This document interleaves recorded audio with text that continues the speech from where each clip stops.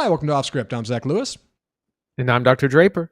Today on the show, we're looking at magazine dreams. Weird pick, man. Weird, contentious pick to do on the show. I feel a little weird about it. Andy and I have talked about it. We're going to talk about the controversy. We want to talk about Jonathan Majors.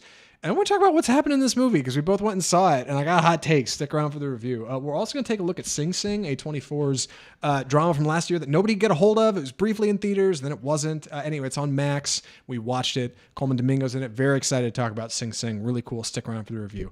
Upcoming trailers. All right, we're going to talk about things that are coming up soon that you are going to want to see. Got some hot picks. Got that Alec Baldwin Rush trailer that dropped today. We're going to talk about it. The Toxic Avenger. Peter Dinklage is in that movie. New Final Destination. Great stuff coming over that way. Before we get to all of it, we need to get to the news. Before we get to the news, we got to talk about what we watched this week. Andy, what have you been working on? What have you been grinding on the side where you're not going to see Magazine Dreams and Sing Sing? So no new movies, but I did start the new series, The Studio, which is on Apple TV Plus, which we're going to get into more next week in a new TV corner. But I just wanted to say that I'd watched the pilot. It is the premise is Seth Rogen plays a studio exec. He's just gotten a promotion at the head of a new fictional studio. He's someone who's passionate about film, and he's a film nerd basically, but the studio wants him to make some kind of IP film, kind of the opposite of what he wants to do. Lots of fun. I've described it as a cross between Curb Your Enthusiasm meets Babylon, the movie Babylon, because it's a bit about he gets himself into lots of situations trying to please everyone involved. It's a lot of fun so far. We'll see. We're gonna watch the first 2 episodes for next week, and also for the longtime watchers of the show know I've been working on a tattoo sleeve on my left arm of all different movie stuff. And this over the weekend, part of the reason I didn't watch a lot of stuff is because I was getting Pearl tattooed on my inner bicep. Pearl from Ty West's X trilogy. For those, I got the full screen here. If you're watching, putting it up on the screen. Yeah. Look at that. I'm so impressed. So that's how I spent my Friday and Saturday, and it was real painful. About 10 or 11 hours in the tattoo chair. And it was a real spicy spot. But I'm through it now. Excited to have it. The whole sleeve is done. So I'm excited. Sun's out, guns out this summer. Yeah. Remind folks who's on the sleeve. Who do you got? It's mostly A24, right? Yeah, it's all the different A24 films. Coincidentally, I have Midsummer on the outer arm, Pearl on the inner bicep, the Lighthouse on the lower forearm, and the Green Knight on the inner forearm. So those are the 4 big movies for that. Friendly reminder. What did you watch? What did I watch? I watched the Severance season finale. Before we get to that, friendly reminder, if you want to see this stuff, slide on over to the YouTube page. Big guns over on the YouTube page with ink and everything. We swear. That's right. Branded. It's good stuff. Yeah. The tattoos are sick. I watched the Severance finale, which I can't really talk about here because we don't really do spoilers on the podcast. We're talking about something to maybe explore, talking about the end of things, of properties in the future. But for now, Severance finale was nuts, dude. And it's the season 2 finale. Season 3 just got confirmed right after. Ben Stiller's returning. Adam Scott's returning. Everybody's going to be in it. It's so great, man. And it's funny because I know you're not a big Severance head, right? Like, I know you're not super into the show. I don't want to give anything away, but I think it's awesome. And everybody should watch it. It's on Apple TV Plus. They just wrapped season 2. Season 3 is coming next year. Can't recommend Severance enough. Love Severance. That's me. That's pretty much it. I watched a little bit of... No, that's pretty much it. Severance. That's pretty much what I've been doing. And I've been working on Red Dead Redemption 2, the video game, which has taken forever, but it's very good. Yeah. Anyway. And so it's got you hooked. Well, Severance has you hooked for season 3? Big time. Oh, boy. Yeah.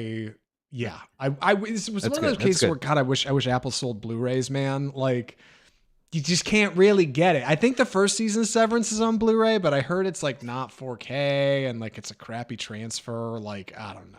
Anyway, enough about Apple. We got to talk about something much larger this week. We got to talk about Disney. More importantly, we got to talk about Marvel and the Avengers and this insane live stream they've been running all day. What do you know about this, Andy? A lot of people have been at work. They haven't heard about this thing. Right. So in an exercise in some actually pretty brilliant marketing, this morning, Marvel announced that they were going to have an announcement and tune into the live stream on YouTube. So I start watching this, and all it is a director's chair with Chris Hemsworth's name on the back, and nothing happens. And then 15 minutes later, then we see Anthony Mackie's name on a chair. This happens for 3.5 hours, and they slowly reveal more people, like a new person every 10-15 minutes. Kind of incredible. It's all anyone was talking about during the day. Some of these people we know or aren't surprised that are coming back. A bunch of new names, though, and we are going to get into that. So I'm going to try and go through this quickly. This took like 3.5 hours, and it's all, like I said, it's all anyone was talking about. So from the beginning, we have Chris Hemsworth returning as Thor. Some surprises: Tom Hiddleston returning as Loki, Anthony Mackie as Captain America, Sebastian Stan as the Winter Soldier, Paul Rudd as Ant-Man, Letitia Wright as Black Panther, Wyatt Russell as U.S. Agent, Simu Liu as Shang-Chi. Shout out to him getting some more work. Florence Pugh as Yelena Belova, Black Widow. Danny Ramirez as the Falcon. He's the new sidekick to Anthony Mackie's sidekick character. And Winston Duke, who played M'Baku in the Black Panther movies, so he'll be back as well. And again, this is for Avengers Doomsday. Sorry, I think I forgot to mention that. We also had some X-Men announcements added for this as well. Some surprising, some not. Some big surprises. Patrick Stewart returning as Professor X, Ian McKellen returning as Magneto, James Carson as Cyclops, Rebecca Romaine as Mystique. These were in the 2000s X-Men movies, way back 25 years ago now. So those are some pretty big surprises. We also see the return of Alan Cumming as Nightcrawler and Kelsey Grammer as Beast, which were in X2. The Fantastic Four will also be in there. No surprise there. Of course, Pedro Pascal, Vanessa Kirby, Eben Moss-Backrack, and Joseph Quinn as the Human Torch. And some of the Thunderbolts, which have yet to come out, so this kind of spoils some of the movie. Lewis Pullman coming back as Bob/Sentry, David Harbour as Red Guardian, Hannah John Kamen as Ghost. I had to look up who that was. And also Tenoch Mejia, who played Namor in Wakanda Forever. So, and then this all led up to, of course, Robert Downey Jr., who he was the only person to actually walk in, and he didn't say anything. There was lots of music, fanfare. That was the announcement. So a lot of names we're not surprised to hear. Some we are. What are your thoughts on that? One of my favorite things about this announcement was people roasting the pace. I saw some people say that, like, boy, you know, it's a Russo brothers project when it takes forever and like nothing actually happens, right? But this was like a 5.5 hour live stream with a new reveal and a name every like 15 minutes. I think it's important to clarify, this was not meant to be watched by any one person. This announcement was not designed to be captivating in any manner. This is Disney we're talking about. They know how to make relatively entertaining projects. This is designed to game an algorithm. This is designed so that Destructoid and Discussing Films and Gizmodo and any of these other productions, any of these other journalism outlets will report on these, every 15 minutes all day. You get 5.5 hours of announcements. You flood the zone. It's a new post on Twitter all day. All these people saying, "Oh my God, David Harbour is going to be in this," with a picture of David Harbour and the Red Guardian, right? And Hannah John Common's going to be in this with a picture of her and her character Ghost. And X-Men people are going to be in this. And like, none of this was designed to be watched by a person. This is easily identifiable because this whole thing was condensed into a 1 minute and 47-second video that they uploaded shortly after. That's just the entire video fast. All right. It's just a dolly shot of all the director's chairs and then Robert Downey Jr. at the end. In fact, that one long shot is what they chopped up to make a 5.5 hour thing. So for anybody out there that's like, nothing's happening, this is boring, oh my God, it's like, it's meant to game social media. It's not meant to be watched by you. The version's meant to be watched by you at home is 1 minute and 47 seconds long, like much more consumable. And that's good stuff. They're like, names are coming fast. Oh man, look who's in this. Wow, Wyatt Russell. I haven't seen him in forever. Like, that is for real people. For everybody else, it's kind of a great move, I think. I mean, it's not brilliant by any means, but like, I don't know, the game system and it's working. Yeah, it's pretty exciting. That, like I said, there were some surprises, mostly that they're going to be bringing back the OG X-Men, probably doing some multiverse time travel, something or other. We're guessing that all these X-Men people, especially because, I mean, these actors are older. They were acting in these roles 25, almost 30 years ago. So we all think that they're probably going to die at the end of the first Avengers movie, Doomsday. He gets to wax all the X-Men. And then we see like maybe their younger versions in a different universe, something like that. But Disney bought 20th Century Fox back in 2019. with that, they acquired the X-Men property, and we've been waiting for them forever to get the X-Men out here, and we're finally going to see something at least. Yeah. Well, speaking of waiting forever to see something, Coyote versus Acme might actually end up coming out. God, I'm so tired of talking about this movie. This is that Looney Tunes movie. It was hybrid live action where Wile E. Coyote from the old Looney Tunes Roadrunner stuff somehow transferred into the modern world and tries to sue Acme, the prop distributor who's been screwing him for years by selling him, fake rockets and junk hammers and the stuff that he tried to catch Roadrunner with, but couldn't. This movie kind of got trapped when Warner Brothers announced that they weren't actually going to release it. They were going to shelve it for a tax credit, right, for taxes. But now, based on the returns from Day the Earth Blew Up, the Looney Tunes movie that we covered last week on the show, it's a good review. Go check it out. Subscribe while you're checking out the channel. That actually might end up saving this movie, and this might come out in some fashion. What are the odds we end up seeing this thing, Andy? Pretty good. Now, this was picked up by Ketchup Entertainment, who like Zach said, just put out distributed The Day the Earth Blew Up. They've also distributed Hellboy, the Crooked Man, which we did briefly mention on this show. I watched it, not too bad, as well as Michael Mann's Ferrari, which was a really good movie. Yeah. So even though it sounds like a silly brand, they're definitely in the serious about film distribution and picking up the kind of the projects that they can. So it looks like they're going to try and get this thing out. At the same time, we were talking about last week how Looney Tunes brand is kind of just really outdated and kind of dead. And HBO recently pulled it off Max because it doesn't drive subscribers. So the movie might have an uphill battle. I think there's a space for this. I really do. It reminds me of like old VHS tapes. You'd go to like Blockbuster, VHS tapes, and like rent something for the weekend, and you'd see some mid-budget junk that you're like, maybe this will be good, and you pick it up, and maybe it's good, maybe it's some cult something, or maybe it's junk. Ketchup Entertainment, companies like Briarcliff Entertainment, who put out Magazine Dreams, they're hanging out right in that space. They're like, hey, we're gonna pick up these projects that like aren't really huge, but they're not quite failures. We're gonna publish them, just see what happens. And honestly, I say, why not, right? Like, let the film be seen. Let people look at the art. Even if it's junk, Ketchup Entertainment says somebody might go for this. We should release it. And at this stage, there is so much more of an audience for Coyote versus Acme from freaks like me who just want to go see it because it's been shelved than would have originally watched it, right? The likely child family audience that this film is made for. Yeah, some of them will go see it, but mostly it's going to be podcasters like us who are like going to go see this movie because we got to go see what exactly was Warner Brothers willing to bury behind taxes before releasing it. Will Forte's in it. He said it was good. John Cena's in it. It's probably not actually that great, but the buzz around it, the hype, the memes have turned this into something that I think a lot of us are interested in, you know? Yeah, I mean, you never know. It's a legacy, for real legacy property, and maybe it'll find an audience. Maybe it'll be a slow weekend for the kids. It's definitely something that you can watch on stream. We talk about them, but like babysitting movies have a place. Yeah, they sure do. Well, I tell you who needs attention: Maggie Gyllenhaal with her movie The Bride, right? That movie, Frankenstein movie coming out with Christian Bale in it, and I forget who else is in it. This movie's getting pushed around. Got moved out of 2025, in fact. So that's not great. A couple other moves happening. Looking at the calendar, what's going on, Andy? Why is everybody getting out of the way? So a little bit of shuffling happening this week. I mean, reminder, there were dueling Frankenstein pictures supposed to come out this year. One is The Bride. The other is the Frankenstein movie by Guillermo del Toro.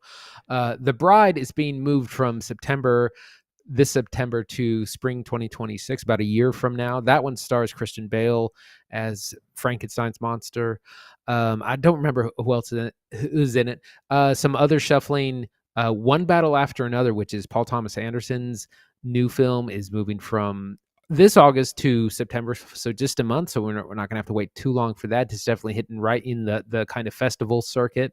Weapons, which is Zach Kreger, who directed Barbarian a couple years ago to huge success. His new horror movie, I think it's a horror movie, is being moved from unfortunately, this August to January of next year, January 2026. And finally, Flowervale Street, which is by David Robert Mitchell, who, of course, did Under the Silver Lake and It Follows, is being moved up, actually, from March 2026 to August. Actually, sorry, moved back from March 2026 to August 2026.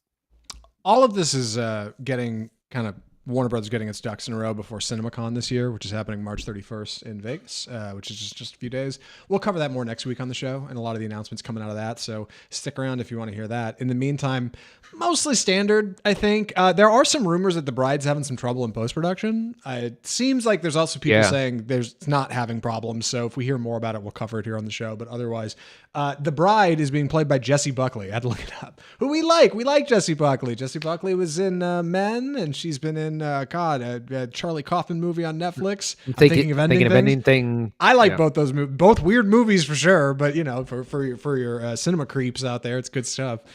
She's going to be playing the bride. I know it's a musical, and honestly, I can't blame him. I would not want to go up against Guillermo del Toro's monster movie, dude. Like, nobody should be making monster movies when that guy's got a monster movie coming out. Every cool off. It's like making a gangster movie and putting it out next to Martin Scorsese's new gangster movie. Like, what are you thinking, dude? Like, no way. But hopefully, they generate a little buzz with each other. God, we got to move through it too. We got a bunch of news. One more story this week from the box office. Snow White did all right, I think. Not a huge bomb, not a huge W. Kind of right in the middle, right, Andy? I mean, it's in bomb territory, but we always knew that this was going to be kind of weak, partially because the budget got way out of hand. $270 million movie somehow only made $42 million at the box office. That's way under expectations. Even for them, Disney had put this at a conservative 45 to 55 million. So not doing too great. It's just, it's just real rough for them that these have not been doing well. And it's just been kind of a weak at the box office. Warner Brothers mob movie, The Alto Knights, where Robert De Niro plays two mob bosses, also bombed at 3.2 million. That's it's really small. It gets a $45 million budget.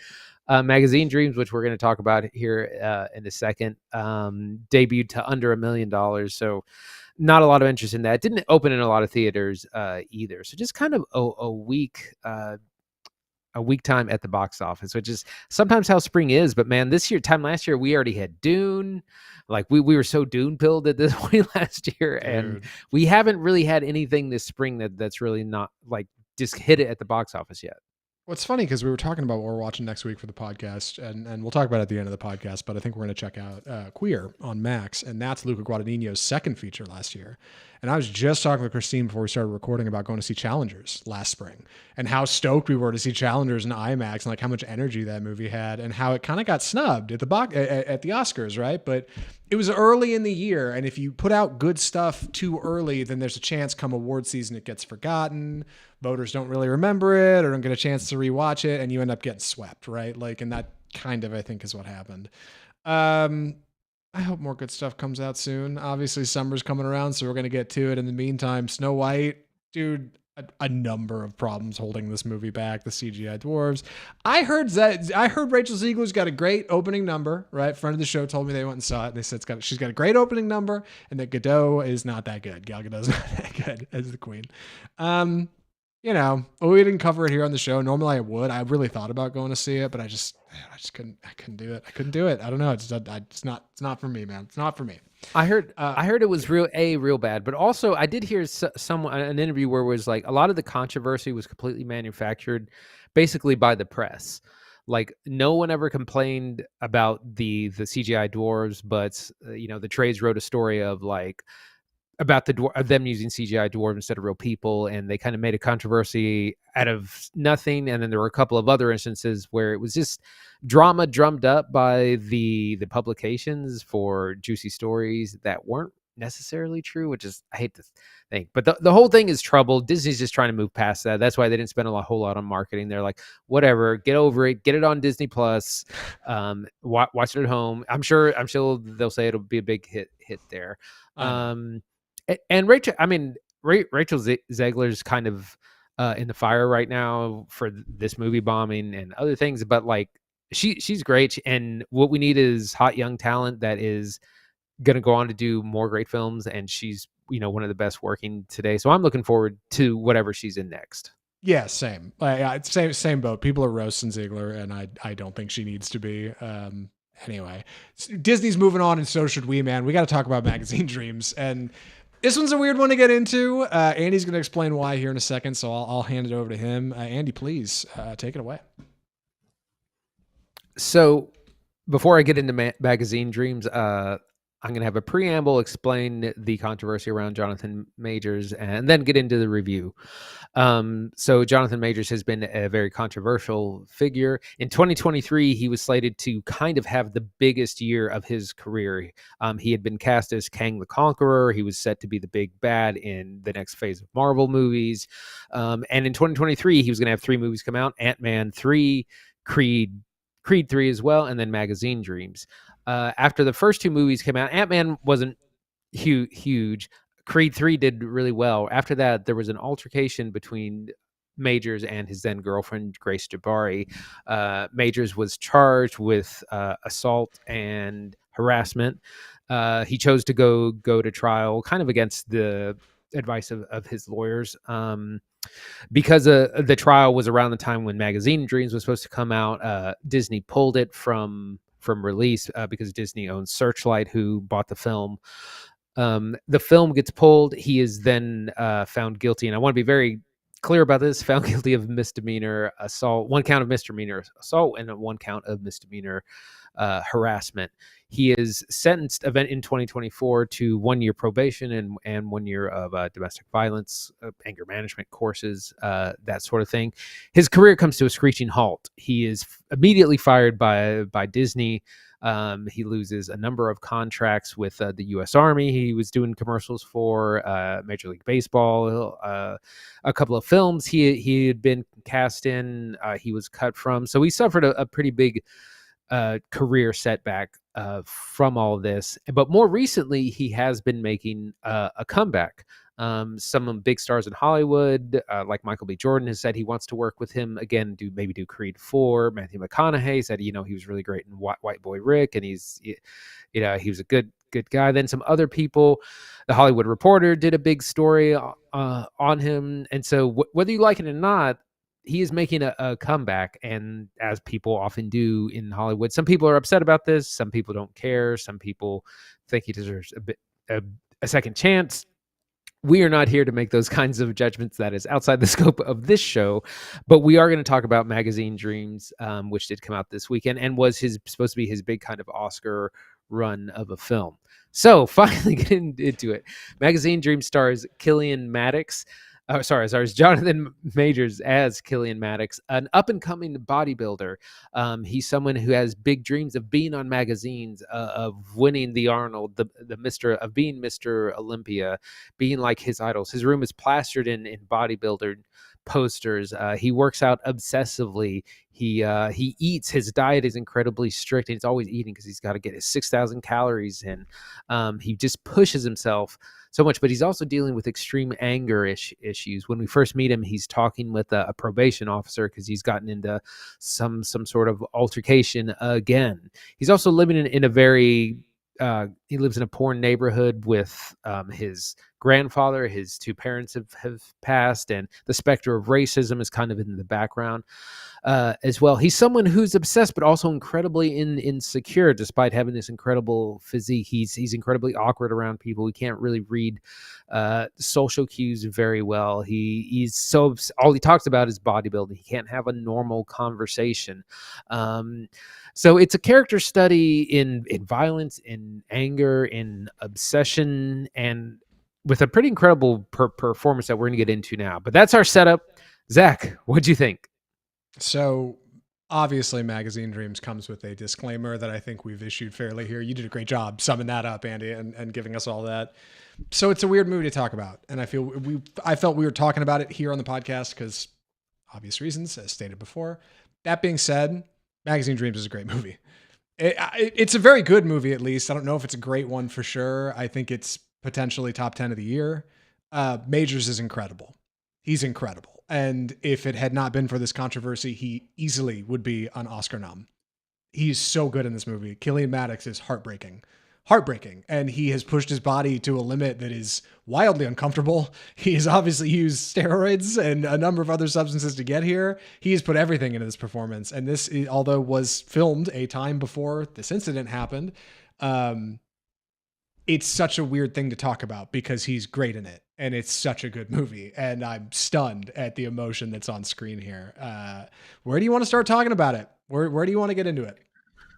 Oh gosh. Well, I just want to say when it first started in the opening scene, which is a slow motion scene of him on stage posing at a competition, to like opera music in the back, and I was like, this is going to be incredible. Like this is very artistic. I know we're in for a great ride. So from the beginning, I was in it. But I just want to talk about his performance. While the physical transformation is very impressive, that's less important than the emotion of the character. He is someone who is so obsessed because he's deeply insecure. Like he's always asking people. He's like, how do my shoulders look? Are my shoulders big enough? The judges said my shoulders weren't big enough. He's just, it's like, dude, you have the body of a god, and I again, know. so insecure.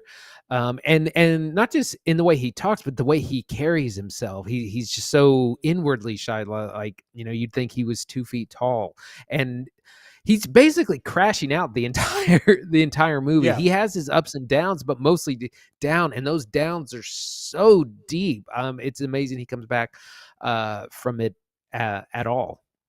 Yeah, structure of this movie is going to be something like The Substance or maybe even The Whale. What did you compare it to? The Wrestler, right? Mickey Rourke. Yeah, yeah. All fantastic comparisons. Yes, this is a long journey down. And it's painful because it seems like when you watch the trailer, he's trying to get fit for nationals. It's so important. I got to get there. Nationals is about halfway through the movie. And I had no idea watching it. Like I figured probably like you that, oh, okay, it's going to work up to it. And it's going to be this big build and maybe it'll happen or maybe it won't. That's our hero's journey, right? No. That's only part of it. There's much more happening under the surface. And you're right. All of this is grounded by Major's incredible performance as Maddox. He is so small in the body of an absolute god. He is a man who has no fashion sense. He cannot look people in the eye. He cannot raise his voice to talk to people. Insane anger issues. Like if you tip him the wrong way or go too far, he loses his mind. He has nobody to talk to in his life except Pop, who is his granddad, who he lives with, who basically can't speak anyway, like who he takes care of. Like he watches VHS tapes of wrestling and Olympiads and has these heroes that he builds up to in his mind that he writes to, just like Stan from the Eminem song, right? Like exactly Yeah. Stan energy, like writes him, why haven't you written me back? Please, I need help. Help me. Like heartbreaking, dude. So rough. And like, it's good, man. He's so good in it. And like it's such a weird thing to talk about because obviously like the actor behind the performance has controversy. Yeah, that's a good segue into one of the things the movie is about, which is violence, and cycles of violence and different kinds of violence as well. Um, there is an altercation with this paint company that they painted the house that he lives in, but they didn't do a very good job. So he tries to get them to come out and like kind of finish it, and there's like, no, we're not going to do that. Go screw yourself. He crashes out, goes and busts up their paint shop. They retaliate, and he gets beat up. Then Majors catches one of them on their own at a restaurant with his family in an absolutely terrifying scene. And it's just this back and forth, never ending. And then we see other kinds of we see outward violence, but we also see violence of self. Majors, again, he punishes himself in the gym. He talks about, I work until I throw up all the time. He abuses steroids. He abuses other substances. He abuses food.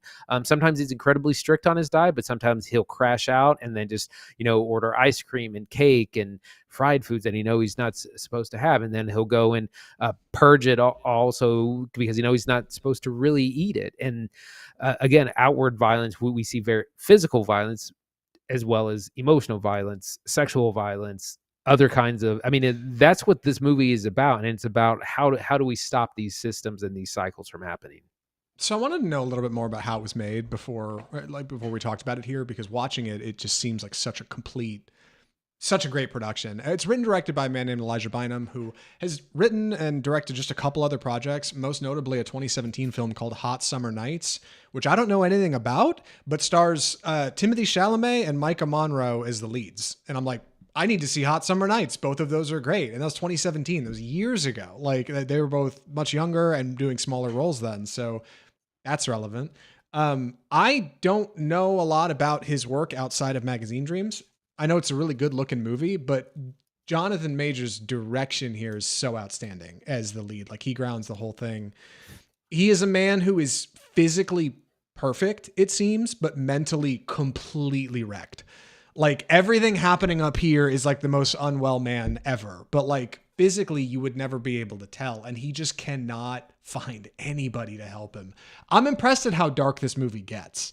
If it wasn't for the off-screen controversy, I think this movie might invite on-screen controversy similar to something like Joker or Joker 2. Like, yeah, it presents, yes, like it goes places that I had no idea it was going and that is not in the trailer. Like, it is a surprise all the way down. Crazy trigger warnings, tons of trauma, but also like, what a journey, like what an emotional dive down into something. And like Majors manages to just put it all on his shoulders. Like, it's crazy. Like, the physical performance, like the emotional, I'm running out of good things to say about it. It's uncomfortable. The first hour of this, I was like, he could have won the Oscar that year. Yeah, honestly, he definitely would have been nominated. He might have won. That's the year that Brendan Fraser won for the Whale.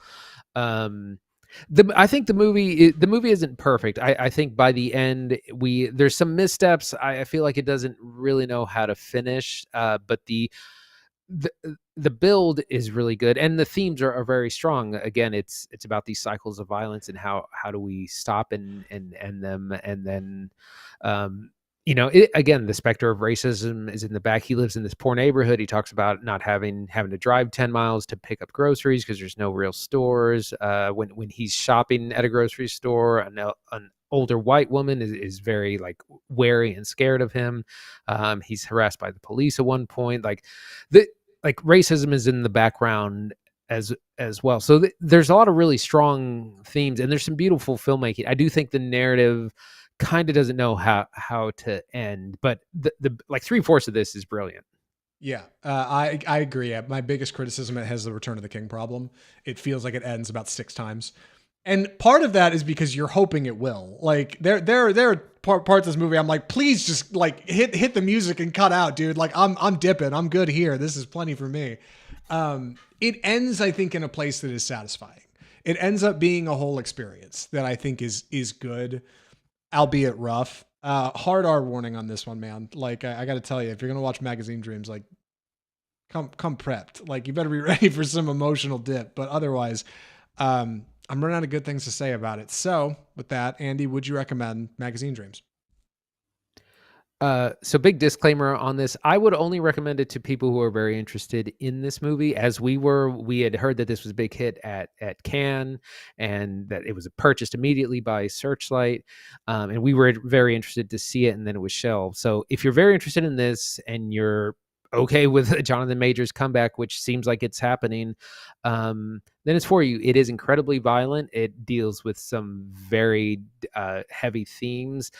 So a lot of it's hard to watch, but it is a brilliant performance, and it is a very promising movie. It's a shame that he blew it and ruined his own career, and he may get another shot. He may not. But recommended for those interested in the property.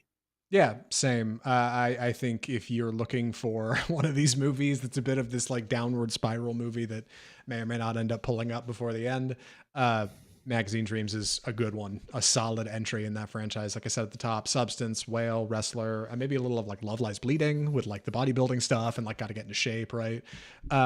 Majors is incredible. It is likely, I think, the best work of his career. I don't know if he's done anything that's on this level yet. Like, if he is going to continue working in Hollywood and is going to continue landing roles, it likely will not be long before we're getting another performance like this one from him. He's incredible and would have won the Oscar, I think. And it's a shame that this happened and that he did it. So yeah. Anyway, that's Magazine Dreams. Man, I'm glad we got that out of the way. This is a weird one. Glad we covered it. Only up from here. Yeah, seriously. Let's get into some things we can look forward to, huh, Andy? What do we call this segment? It's time for the trailer park. So we have 4 trailers we're going to be looking at today. The first one is a teaser for a film called Together, which is a horror movie, which I think premiered at South by Southwest, starring Allison Brie and Dave Franco. In the trailer, we see this young couple move out to this house in the country or in the woods. There's no dialogue; it's just sweet piano music and this young couple in love. Everything's nice and sweet, and then things kind of get weird. Alison Brie's character is a teacher, and her one of her students is drawing some weird stuff, and she's kind of uncomfortable with that. And then we start cutting to there's something weird out in the woods, basically, and then we get a montage of a lot of cliche horror things, people in weird positions, people shaking, lights flickering. The whole premise, though, it seems like our couple is going to maybe merge into one person, like a la The Substance. Not completely sure. I've heard a lot of buzz about this, which is the only reason we're talking about it, but it's something that I'm definitely looking forward to. This is going to be a late summer release, August 1st. Zach, what do you think? So I struggle, I think, with Together, and I'm probably going to struggle watching it. I don't mind a good body horror, but let me tell you, it's something about sweaty Allison Brie that like I'm just not into. It's hard to nail down. She must have been in something that I saw, and I like Allison Brie fine. But like, there's something about her just being stripped down and being like, "I'm crazy about you," and Dave Franco being like, "I'm crazy about you too," and knowing they have off-screen chemistry. I think they have some kind of. I think they're together in reality. They're married. Like I think they're married. Yeah, they're married. So knowing that that's real chemistry, and then assuming that these two are going to like body horror blend together, like The Thing or something, dude. Like I'm not into it. Like it's just like. Ugh. It would probably be a really fun watch. I know it's coming out of Neon, so it'd be a good time. Films that are going to be a weird watch. Let me tell you, I got one right here for you. Toxic Avenger. We finally got a Toxic Avenger trailer. If you've been keeping up with this one, Toxic Avenger is the remake of Trauma Entertainment's 1984 low-budget action comedy masterpiece, where a young man is brutally turned into he falls in a vat of acid or something and turns into a weird RoboCop freak that ends up busting crime in his freak city. Toxic Avenger, baby. This remake was shot a few years ago and kind of got shelved because we didn't know what to do with it. Peter Dinklage plays our lead, the Avenger. I think Elijah Wood's in it. I know it's directed by Macon Blair, who did I Don't Feel at Home in This World Anymore in 2017 with Elijah Wood. And we have a trailer now for this movie, and it looks kind of terrible, but then again, so was kind of the first one, so that's kind of the bit. Seems self-aware. Seems like it's in on the joke. We get some footage of the Toxic Avengers swinging into a hamburger store and like busting a bunch of bad guys. Right? Put those down. Stop robbing that lady. And a little bit of action. Logo kind of looks awful. What do you think, Andy? Yeah, it looks real bad. Like whenever I'd heard that this had been made and then shelved, I was like, well, if you've made it, you might as well put it out. And I think like it's in on the joke. I think it's self-aware, but I don't know if it's going to be funny. Like that's the. I mean, it's just it's a hard sell.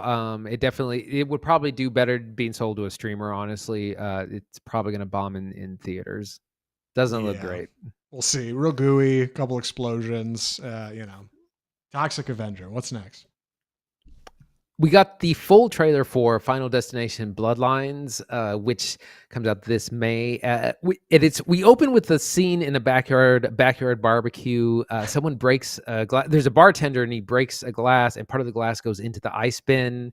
And then we're very tensely following this piece of glass as it goes into people's glass, like drinks, and then kind of changes hands. And of course, being Final Destination, there's lots of other things going on as well, as like there's the propane tank, there's the hose, there's lots of, you're waiting for something to go wrong, and you can never really guess, and eventually it does. We're not going to get too much into that. We also see some flashbacks of, I guess, what's going to be probably their big opening scene, which is at the Seattle Needle, which collapses at some point. Someone has a premonition about it, they survive, and they eventually get, this is maybe like a prequel or a prequel. They're like, it's going way back with there's an old woman who's like, you shouldn't be here, you are all survivors, you're descendants of the survivors. And then there's people just like old Final Destinations, people with like drawings and maps, and like it's Charlie at the corkboard trying to figure out who's supposed to die in what order.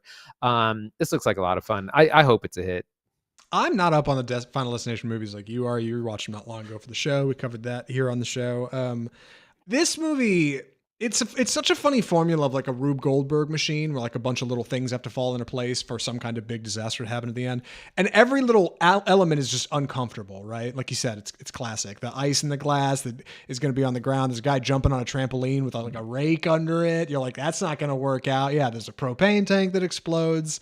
It's just like an exercise in being uncomfortable to a satisfying gooey end.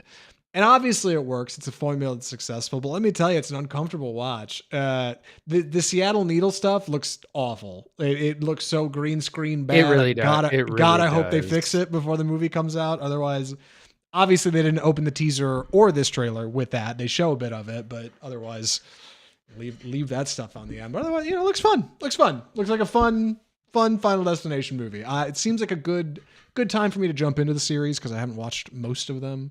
Why not? Probably gonna end up going to see Final Destination Bloodlines. Yeah, it doesn't have any notable names, which I initially was kind of critical of. I was like, that's part of what sold the first one is you had some teen heartthrobs that people knew, like Ali Larder, Devin Sawa, Stifler. I can't remember his real name, but people that were big. But in this one, Sean William Scott, thank you. In Bloodlines, there is no one I recognize, but now I think that's actually a good choice because now you don't know who's going to die because you don't know who's the lead. All these are a bunch of no-name actors that I've never seen in anyone else, so that's going to keep you guessing. So that's probably a kind of a smart move this time around. Yeah, I hear you. I don't know. Yeah, I keep thinking there's going to be some kind of big tie into the series that I'm not aware of. Like I'm going to walk in and the third act, there's going to be some Easter egg reveal for somebody that I didn't know. It's like Last Scream Tony Todd kind of did that, right? He's the only Tony Todd's in it. God, yeah. Tony Todd's never going to beat the fake your own death allegations. My man is in everything. I don't know how he does it. Anyway, rip Tony Todd. Love that guy. One more to talk about. Rust, Alec Baldwin. My God, this trailer has finally come out for the low-budget Western film that we have covered a lot on this show due to its relation in movie news. There was a death on the set of Rust. Cinematographer Helena Hutchins was tragically killed when a firearm went off during shooting of a scene. Alec Baldwin was holding the firearm. Whole thing. There's an armor that was involved. There's been cases and courts and all kinds of stuff. We've covered this a lot on the show, but the actual film, the film they were shooting, Rust, is finally happening and coming out and here, and we have a trailer, and it looks surprisingly okay. Bit nondescript. Seems like Alec Baldwin and some young boy in the Old West are traveling to seek some kind of vengeance for a murder or something. There's a town, there's a shootout, there's a man in black. It's an Old West movie, and otherwise it looks pretty low budget and not too charming, other than for the fact that there's all of this kind of news that's built up to it, and Alec Baldwin's in it. What do you know about Rust, Andy? So I was kind of surprised by this. It looks a lot better than I was thinking it would. It's really dark and gritty, and the storyline involves a young boy who kills like his fellow rancher in self-defense, and then he's put on trial for murder and goes on the run, teams up with his grandfather, which is Rust, played by Alec Baldwin. But yeah, it kind of has a darker tone than I had anticipated this movie happening, which is also strange now knowing the circumstances behind it and the death of cinematographer Helena Hutchins. But all that's already been worked out in the courts, and there were lots of investors probably on this movie, and by God, they were going to get their movie done no matter how many people died or went to prison. Well, think of the investors. Think of the shareholders. That's how much money we spent on this picture? Yeah, put it out. God, get it out there. Put it on DVD. Who cares? That's exactly what's happening here. This is shameful. There's no way this makes its money back. It's a bit like Magazine Dreams. Like no one went and actually saw Magazine Dreams, and I don't think anyone's gonna really be interested in see this. There will probably be people against it that say it's real morbid and stuff. But it's again, think of the shareholders. Yeah, Coyote the Acme problem, right? Like the only people going to see Rust are the people who are interested in the news around Rust at this stage. Like I don't think it's doing anything particularly charming. I don't know if we'll cover it on this show. It looks all right. Maybe we'll talk more about it when it comes out. In the meantime, that wraps up the trailer park. One more movie to talk about this week on the podcast. Very excited to get into this one. I'm going to be taking the summary on this. I wanted to watch this for a minute. We saw the trailer a long time ago. It's been hard to get. It was in theaters briefly. We kind of missed it. But it's on streaming now. It's on Max. I'm excited to get to it. The film is Sing Sing. So, Sing Sing is the story of Divine G, played by Colman Domingo, who is incarcerated at Sing Sing prison for a, let's just say, a crime. Debatable whether or not he committed it in the film. Sing Sing is based on a true story of a real man named Divine G, who was at this prison, and part of the rehabilitation through the arts program, which is an external program in New York that works with incarcerated prisoners and prisons in the area to put on plays. Productions, theatrical productions with prisoners as our actors, and gives prisoners an opportunity to, find a little dignity in art, maybe find a little creativity and an outlet. So Divine G does not head up this program, but he's in it. He's been in it for years. And one day, when looking to cast a new play, he invites Divine I, who is a different inmate there, to join the group and play Hamlet. Divine I is kind of hard around the yard. He's not really an actor, but he seems interested. And the two of them start working together with the other people who are in the program and other inmates to put on a comedy show based on Egyptian mummies and the Old West and Hamlet, and hopefully maybe find a little bit of brotherhood along the way. It's kind of a fascinating production because it's worked directly with the rehabilitation through the arts program. It's worth mentioning here the rehabilitation through the arts program has a national recidivism rate of about 3%. Recidivism being whether or not an inmate finishes prison and ends up going back in. Yeah, reoffends. Normally that rate is 60% for prisoners. Their rate is 3%. So it works. It works for sure. And everybody involved in Sing Sing got an equal portion of the proceeds. It was kind of not really a union-made movie, but everybody in it got paid the exact same across the board, whether you were sound mixing or acting or directing, writing, whatever. Everyone got paid the same, and everybody has an equal ownership stake in the film because the filmmakers believe that everybody should own their own story. Most of the people in the film are not actors by trade. They are inmates or people who are in this program. In fact, there's only 3 or 4 big actors in this, Colman Domingo being one of them. Paul Raci is in this film.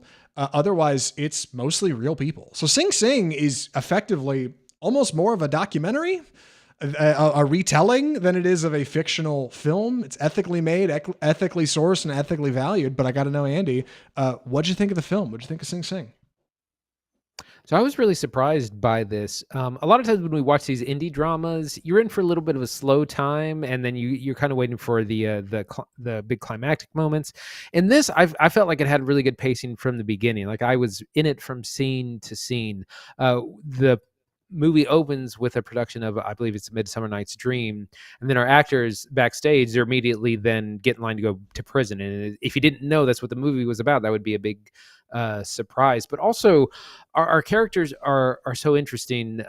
Divine G, which is Colman Domingo's character, he's like the grandfather of this program a little bit. He's got written several plays. He's consulted a lot about it. It reminded me a lot of the Shawshank Redemption. He's a bit of the Red character that mentors and takes everyone under their wing. At the beginning, he kind of clashes with Clarence Maclin's character, who's playing a character called Clarence Maclin as well. Yes. But he's so rough because he walks into rehearsal and he's like, "Don't walk behind me. I'll stab you." Like he's so aggressive and we have to talk him down off a ledge several times, but he eventually kind of warms to the program, to what they're doing, because they do a lot of fun and silly acting exercises that they write their own material, and he eventually just warms to the process. And but eventually a lot of things that the movie avoids things that you would normally see in a prison drama, or you would expect to see.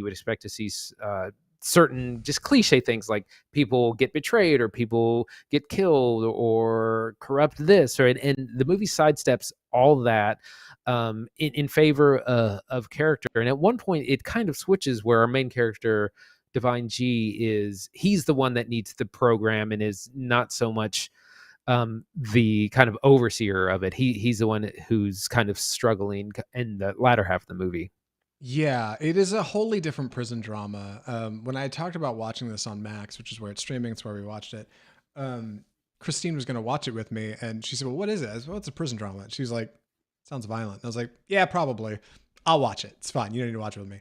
I can tell you confidently that this is much more Shawshank than it is like Attack on Cell Block 18 or anything. Like there's really not a lot of violence here. You rarely even see outside of like the theater that they're working in at the prison. Like it is very safe. It is very comfortable.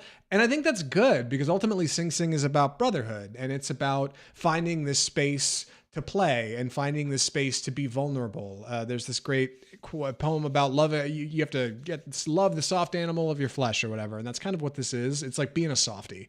And Clarence Maclin, who is kind of gotten a lot of attention for this role, he is kind of our conduit for that, right? Colman Domingo just kind of helps him along. Like you said, Shawshank's a great comparison.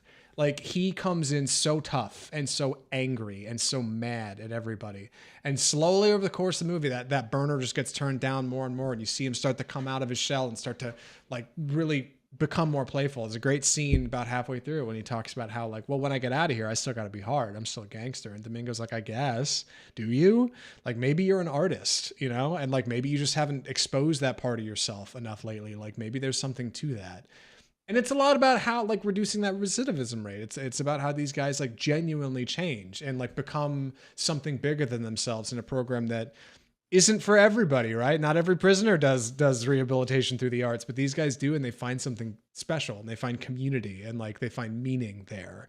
And it's really good, man. Like that's really encouraging and heartwarming. It's funny. And I like these kind of new roles that are in it. Domingo is a lot of fun playing Divine G, who's a real guy, but also Paul Raci, who we last saw on Sound of Metal, right? Yeah. Who was, what's the lead in Sound of Metal? He's kind of the instructor character there.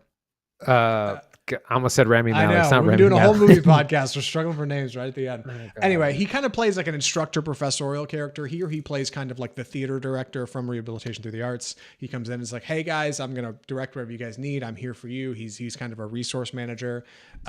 He's kind of a fantastic instructor, leads these guys through these exercises, like helps Maclin come out of his shell.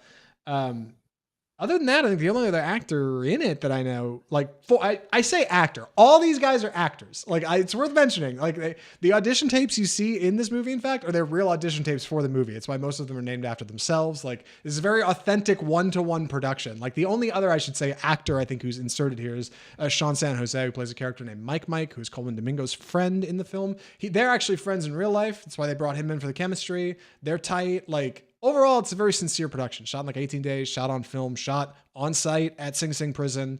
Like very, very one-to-one, like, which is really interesting. I know a lot of movies aren't made that way. Yeah, it's really stunning. And I wanted to touch on, there's a moment where, again, Clarence Maclin is just really struggling when he first joins the program, because he's very prone to violence and defense. And someone has a great talk with him and they said, hey man, this isn't the yard. This isn't like the mess hall. You don't have to worry about those things. We're here to experience what we can't experience anymore. Like, and humanity, basically humanity, friendship, brotherhood, these things, that's what this place is for. And this is what we're developing while we work in these places. Because in the background of any prison drama is the prison system, the crime. These people have committed crimes. They're here for a long time. A lot of them talk about, like, I first got in when my child was a baby and now they're a grown adult. So it's people who have been in here a long time and they're all trying to get parole as well. They've been through that process many times. That's a whole subplot as well. But again, the focus is on finding their humanity through the arts. And it's a really powerful message. And like I said, it sidesteps a bunch of things you would normally expect to see in a prison drama. Yeah, and not a long watch either. It's pretty tight, moves efficiently, and I do like Domingo's like B plot. Yeah, like he's trying to work to get parole, and he's getting files together, and he's working on his new play, and like all of that bubbles up to his own like reflections and his own problems. It's not just about Clarence Maclin like figuring it out as Divine I. Like Divine G very much has his own plot line and his own track. And the two of them kind of finding togetherness along that route is good because you're right, it's inverse. Like Domingo's got it all figured out, it seems, at the beginning of the movie. And slowly, like, things start to unravel. And, hey, I don't know about this thing. This may not work. And, like, it creates a boiler pot situation while Maclin on the other side is, like, coming down from that. And the two of them have this great intersect. It's a lot of fun, man. It's a good time, like heartwarming. It's a bunch of softies. Like it's good and not violent and rough in the way that I thought it might be. Nobody's getting shanked. Like it's good. I like that. I can get into that. And I'm running out of good things to say about it. So any other thoughts or recommendations, Andy? No, I think I'm ready as well. Andy, would you recommend Sing Sing? Yeah, I would highly recommend. A24 has got to get on their distribution because this was impossible to see in a theater. It's only now been released on streaming way after the Oscars. It definitely should have been recognized a little bit more. It did get, I think, recognized for writing, Best Picture, possibly acting about Colman Domingo's character. Yeah. As well, but incredible performances, very powerful story. Not the kind of prison drama you would expect, but still, it's about some very heavy themes as well. But it's mostly an uplifting movie about redemption through the arts, through community, brotherhood, friendship, all those things. Yeah, Sing Sing rocks. Would recommend. Slower, softer. If you're like doing laundry one day or you need something pretty chill to kind of throw on, it's a good time. Not a lot of big action, no big set pieces or anything. Like it's a drama for sure, but it's an emotional one and worthy of praise and award, which is why it got nominated for him. Domingo rocks. I can't wait to see what he does next. Keep an eye out for Clarence Maclin. I think he's going to get more work. He's really good. A lot of these guys are. Like it's a good time. Would recommend Sing Sing. It is funny you mentioned that like it was hard to see. When I was doing research for this episode, one of the reviews I saw on YouTube was like the A24 movie you can't see Sing Sing. I was like, God, that feels apt. Yeah, like you just can't find it. Yeah, it's on Max. You can stream it now. You can go check it out. It is a good time. Would recommend Sing Sing. And that's the episode. Good Lord, episode 287 of Off Script Film Review. Done and dusted. Behind us, Andy. What are we watching next week? We're going to be checking out Death of a Unicorn, which is the horror comedy starring Jenna Ortega, Richard E. Grant, and more. That looks like a lot of fun. We'll see. Jenna Ortega is always fun, and she's just she does horror after. I saw somewhere she loves doing horror because it's just a lot of fun to do, and you get to be wet and scream and covered in blood. It's a great time. We're also going to be checking out Queer on Max, with starring Daniel Craig, filmed by Luca Guadagnino, which didn't get any Oscar recognition, but it was a big kind of contender for those awards. A lot of buzz. That's going to be on Max also starting this Friday. And then we're also going to do some TV to give you some material for our TV corner. We're going to be taking a look at The Studio, again, the new comedy starring Seth Rogen on Apple TV Plus. We're going to be reviewing just episodes 1 and 2, which I believe are both out now. So tune in next week for that. And then one FYI release, The Woman in the Yard, which is a horror movie starring Daniel Deadwyler, is also out this week. But we're not checking that out. So Death of a Unicorn, Queer, and The Studio, episodes 1 and 2. Stoked about new Luca Guadagnino for Queer. Looking forward to The Studio. I hear that is like a film Twitter movie for sure, or film Twitter show. So that's perfect for me because I'm on film Twitter all the time. Little wary about Death of a Unicorn. I'll be honest, doesn't look that funny. Might have like something meaningful to it. Yeah, I know it's horror. Like, I don't know. I feel like I'm going to eat my popcorn and walk out and be like, wasn't bad. We'll see. We'll keep it here for Death of a Unicorn though. Like I love being wrong. No studio can prove it better. Gosh, if you liked Off Script today, if you like what we're doing here, you want to keep up with us on the show, best way to do that is check out our social media, Facebook, Instagram, TikTok, Twitter. We're all these social media places you can check out. Our YouTube, where we upload full live streams, individual episodes. There's a lot going on the YouTube page. Please go check us out over there. It's great. Come sub. You might even see something you like. Watch out. You might even see some content you want to know more about from your boys here at Off Script. You can check out our website, offscriptfilmreview.com. You can check out our email, mail at offscriptfilmreview.com if you want to email us directly, any correspondence, sponsorship offers. You just want to give us money, dude, just send it on over. I can give you my Venmo. We'll get an Off Script Venmo. We'll get that together for next week. We'll plug it. Yeah. We'll get a Cash App. Subscribe to the Patreon. Subscribe to the Patreon. You should subscribe to the pod. We don't have a Patreon. You should subscribe to the audio version of the show if you have the means. iTunes, Google Play, Spotify, iHeartMedia, all good folks over there. Thank you for listening. We started as an audio podcast. We will always be an audio podcast, among other things. So we love you guys hanging out over there. And leave us a rating and review while you're at it. If you got the means, drop a like, hit the notification bell, smash that subscribe button, whatever you can do. And come back next week. For Off Script episode 288. It's going to be a blast. It's going to be a good time, just like this week. So, from all of us at Off Script, the home of bold cinema, I'm Zach Lewis. And I'm Dr. Draper. Thanks for watching.